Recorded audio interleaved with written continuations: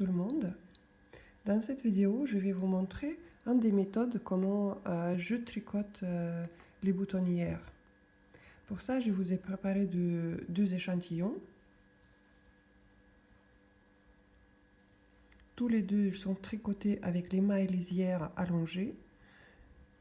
Je les obtiens en simplement glissant la première maille sans la tricoter sur l'aiguille droite. Les échantillons, ils servent aussi pour établir la largeur de ma boutonnière. Donc moi, je suis partie sur la largeur de 8 mailles. On commence à monter les mailles. C'est un simple montage.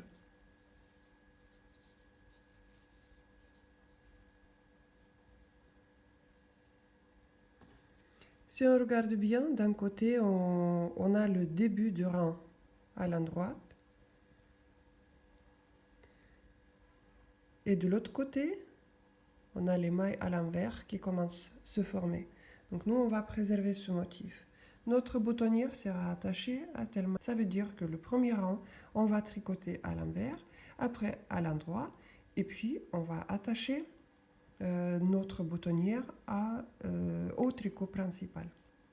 Je vais tricoter au point des mailles allongées côté à droite. Je connais ce motif par le nom les côtes anglaises. Donc ce sont les côtes un par un.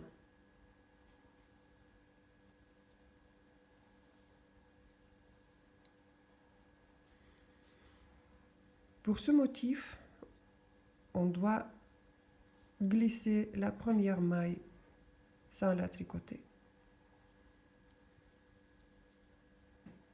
La maille à la droite, à l'envers, à la droite, à l'envers, à la droite. Et deux dernières mailles, je vais utiliser pour former le I-cord.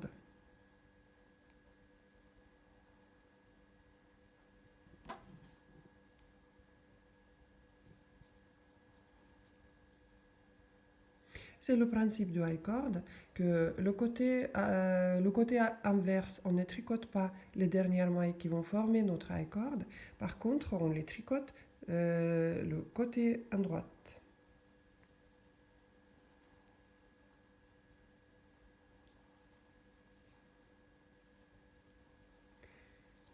Côté à droite, les mailles à l'envers, on les tricote. Les mailles à l'endroit, on les glisse sans les tricoter.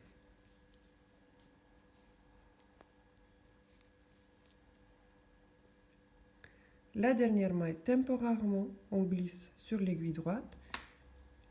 On commence à l'attacher à notre tricot principal. Le premier point d'attache, ça sera la deuxième maille de premier rang.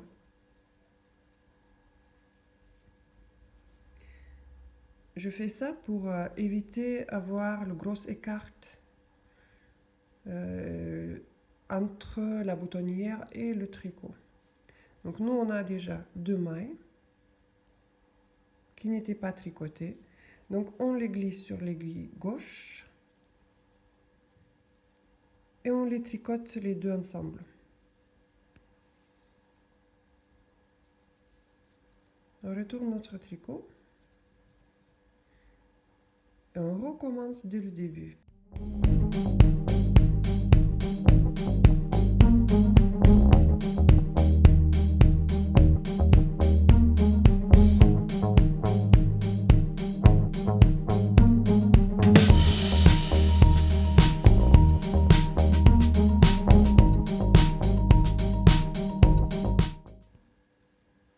Maintenant, on va chercher le point par où il faut attacher notre boutonnière.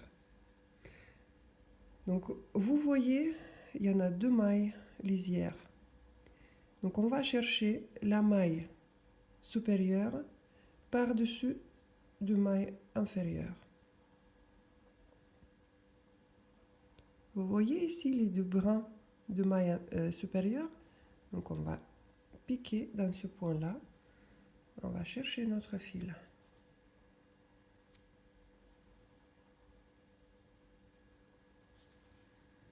Ouais.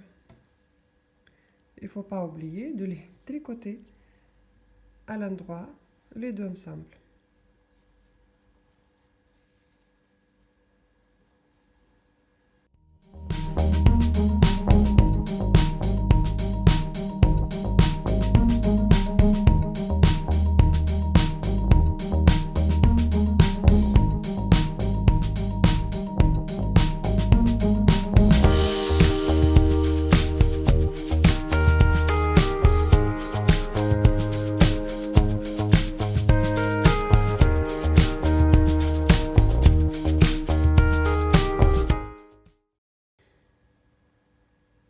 Ça commence à se former une jolie boutonnière. À un moment ou l'autre, il faudra que nous on fasse les trous pour les boutons. Je vais vous montrer comment je les fais. C'est un des méthodes pour faire des trous.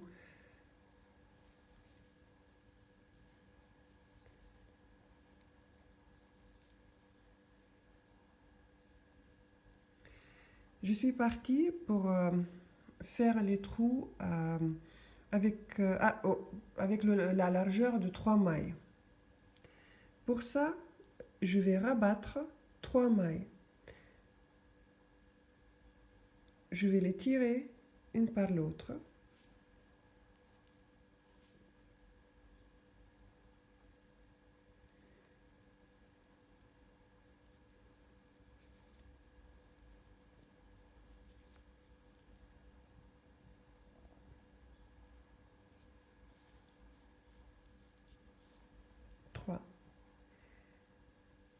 Maintenant, il faut qu'on monte 3 mailles sur notre aiguille droite.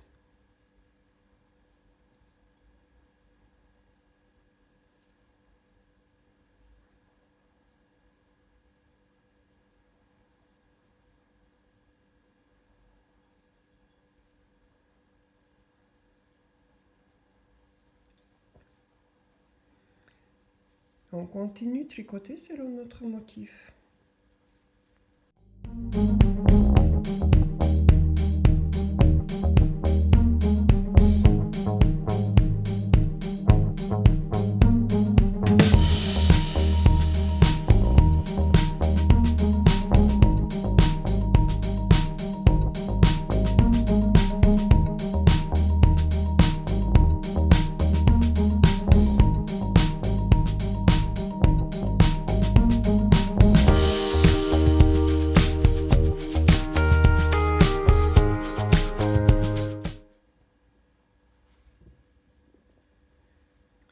Et on arrive à notre dernier rang.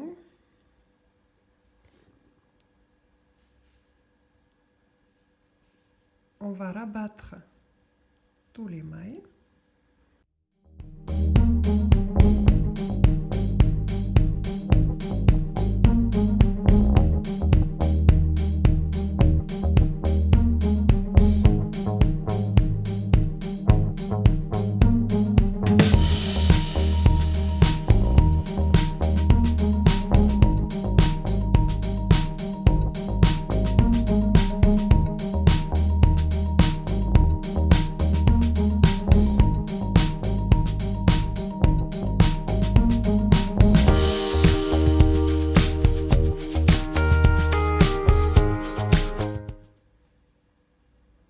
Et après, il ne vous reste que cacher le fil. Bon voilà, ça c'est notre boutonnière.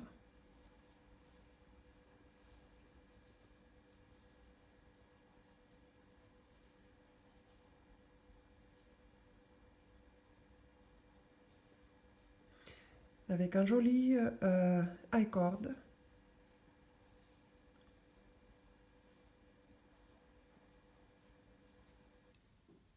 Sur cet échantillon, je vous ai tricoté la même boutonnière, le même principe, mais en point mousse. Donc ça change rien, juste le motif et une seule maille lisière.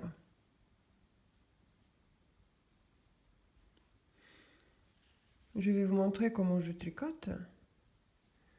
Je glisse la première maille sur l'aiguille droite et je tricote tous les mailles à l'endroit.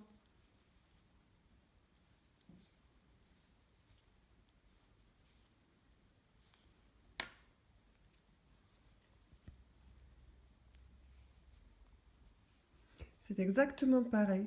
La première maille, on ne la tricote pas, on la glisse sur l'aiguille droite, le fil devant. Après, le fil passe derrière et on tricote les mailles à l'endroit.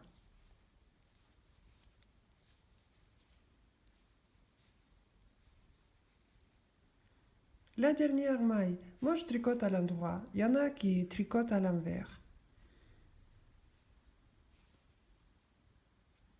Le but, c'est d'obtenir tous les mailles régulières identiques. Bon, je vous ai montré ma méthode préférée de faire des boutonnières.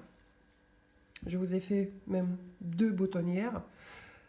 Une avec le point des mailles allongées et l'autre au point mousse.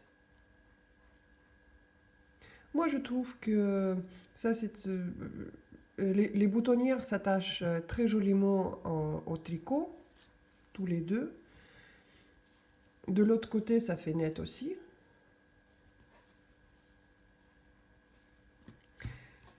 Par contre, c'est justement à quoi me servent des échantillons. Si vous voyez le point mousse, il a la tendance de contracter un petit peu le côte. Et moi, je ne suis pas sûre. Est-ce que je peux l'étirer un petit peu pendant le blocage ou pas? Est-ce qu'il va tenir sa forme? Est-ce qu'il ne va pas contracter comme le tricot? Et donc moi, à ce point-là, je vais bien sûr couper le fil. Je vais le laver, sécher, et je vais voir est-ce que ça suffit de tricoter comme je vous ai montré. Si je vois que la boutonnière se contracte trop, elle commence à faire, le tricot commence à faire une demi-lune ici, je vais tricoter quelques rangs supplémentaires. Pourquoi elle est ma préférée? Parce que ça arrive parfois que, aussi pour éviter cette contraction ici de la boutonnière, moi je prends les aiguilles plus épaisses pour tricoter moins serré ici. Et donc quand on tricote la boutonnière ensemble avec notre tricot principal, parfois c'est embêtant parce qu'on ne va pas changer chaque fois les aiguilles quand on tricote justement la boutonnière. Et ici, nous sommes libres de choisir la taille d'aiguille, ce qu'il nous faut.